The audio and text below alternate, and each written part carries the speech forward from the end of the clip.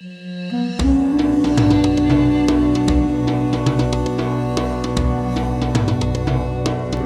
Öğütçü, Group CEO, Global Resources Partnership, Chairman of the London Energy Club. Mehmet, I'd like to kick off a little bit in the land of geopolitics in the question. Obviously, it seems that this oil price is draining out any geopolitical risk factors. But I wanted to get your thoughts on the story emerging overnight that US and Saudi Arabia might be close to doing this grand security deal that they had been on the doorstep of before the latest October 7 and the subsequent invasion of Gaza, which seemed to derail all of that. But here we see overnight news that indeed Saudi and the US might be on the brink of signing a grand bargain. Your thoughts on that from a regional geopolitical perspective? Well, as you say, it's not new, actually. This is part of bringing Saudi Arabia to the Abraham Accords that Israel signed with other Gulf nations. And what happened in Gaza was a break on that. But Saudi Arabia kept its sort of solid ground, although defending always the rights of Palestinians. But they have a very healthy distance towards Hamas. And behind the scenes, they talk to Israelis, they talk to Americans all the time. And now if there's going to be a truce, a ceasefire in Gaza, although Benjamin Netanyahu says that its attack on Rafah crossing will not stop, it will go ahead. This might complicate the matters. But still, I think before the presidential election in November, Biden wanted to make sure that, especially with the Jewish lobby and influencers in Washington, D.C., he made some progress with regard to relations improving between Saudi Arabia and Israel. And it's going to have, of course, serious implications if Israel will not spoil the deal, because if it continues the attacks against the Palestinians in Gaza, and I think they won't be part of the deal, obviously, in this initial stage, at least. Reporting on Bloomberg would indicate that this would be a grand bargain, just bilateral between Saudi and the US, and not include Israel. Well, of course, Israel cannot be included at this stage because of what's happening, but behind the scene, that's the real reason. When you have a stronger alliance and partnership between the United States and Saudi Arabia, this is also probably a response to what Chinese have engineered a couple of months ago, bringing Saudi Arabia and Iran together. And also Chinese influence in Saudi Arabia is so strong now in many areas, not only in energy, but geopolitically as well. So US wanted to step in and make sure that it's not going to be left out at some point. And Saudi's need for strong security guarantees and also other concessions that Mohammed bin Salman is looking for from the United States, including in the military area. And so it seems that they made progress in this area, and this is going to be a new game changer. But I don't think that this will come at the expense of Chinese geopolitical clout. Yeah, a delicate balance for the Saudis to walk in a way. If there's any language of turning your back on China, I think that would be possibly a surprise if indeed Saudi took any posture that resembled a back turn to Beijing.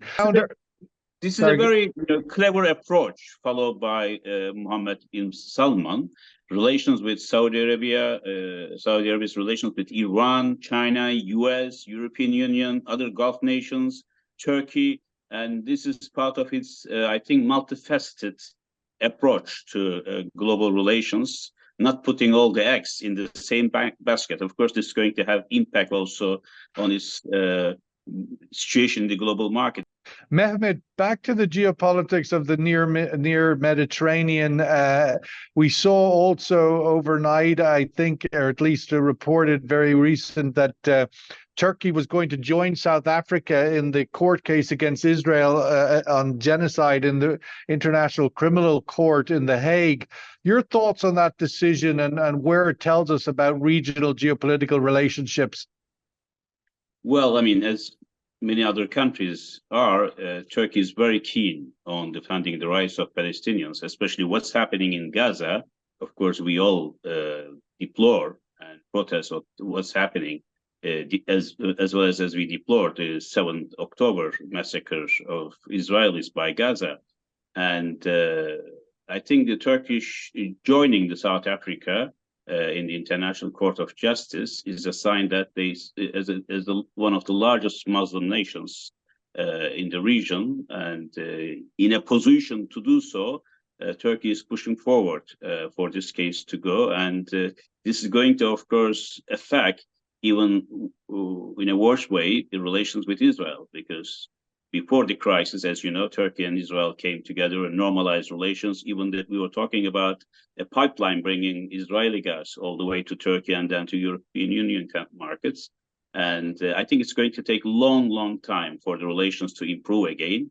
And if Israel will be indicted in the court, I think Turkey will be playing an important, but it's also somehow controversial, because Turkey doesn't recognize the power, the authority of this court, because there are some cases brought against Turkey as well. So it's going to be a sensitive situation how it's going to evolve, but it will affect definitely the relations with Israel in the longer term as well. It's not just passing, but it increased Turkey's significance and prominence in the Muslim world in this sense, among the Indonesians, the Pakistanis, Gulf nations, Middle Eastern, North African nations, taking such a strong position and taking the matter also to the legal domain, not only military, political, and economic sanctions and condemnations.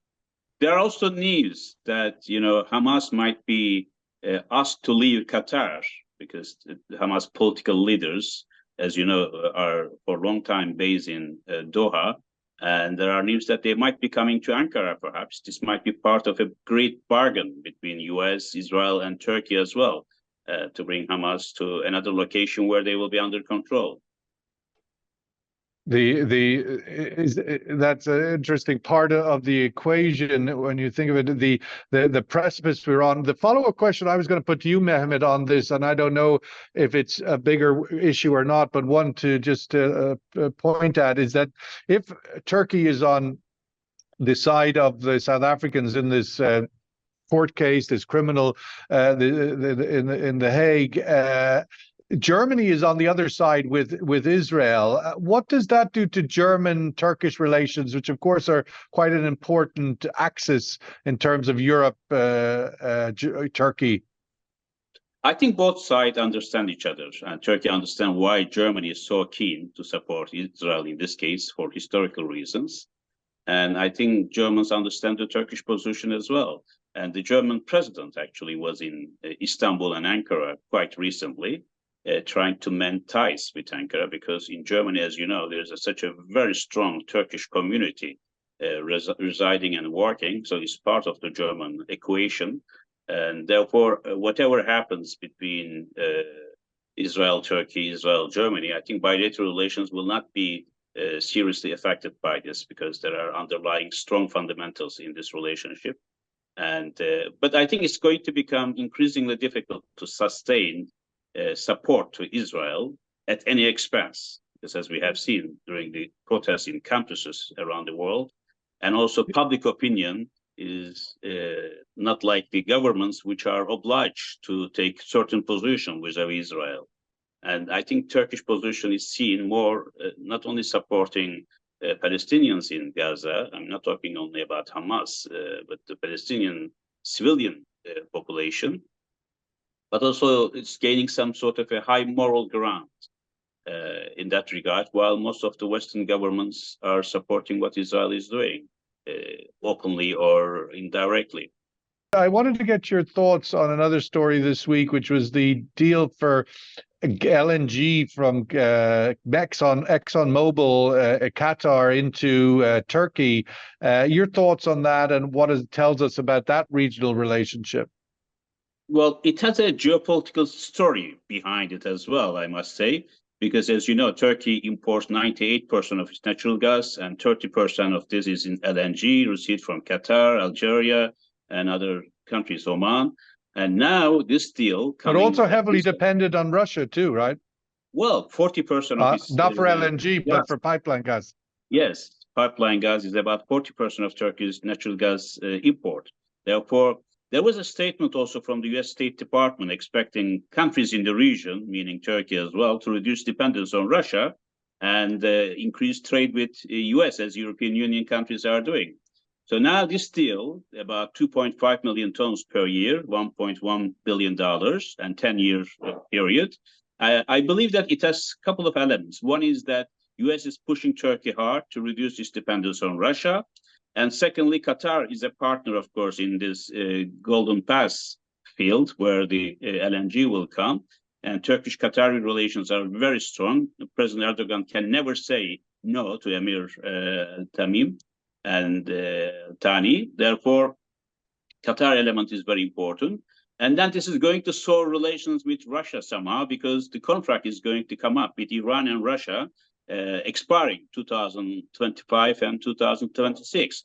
And Turkey's hand will be strengthened this way. I have alternatives because LNG and pipeline prices are converging somehow. And this is also part of Turkish diversification strategy. But this will have some influence in terms of how relations with Russia will evolve and with the US as well. It may come at the expense of Turkish relations with Moscow. Because this heavy dependence will be broken. It's not only natural gas, oil, coal, as well as nuclear. Turkey's first nuclear power plant in Akkuyu are being built by Rosatom, the Russian company. And therefore, Turkey is diversifying, but also changing its geopolitical relations somehow in tune with the West, seeing that there isn't much to expect from Russia, China, or Iran, where Turkey was getting close to in geopolitical relations. So there will be some, I think, breakthroughs in relations. We should expect that. As happened with, in the beginning, you said Saudi Arabia, US making a late last night deal, which will change the geopolitics in the region somehow. I think the same is happening gradually between Turkey and the United States, where Turkey had high expectations financially, economically, but as well as security-wise, like F-16, F-35 deals.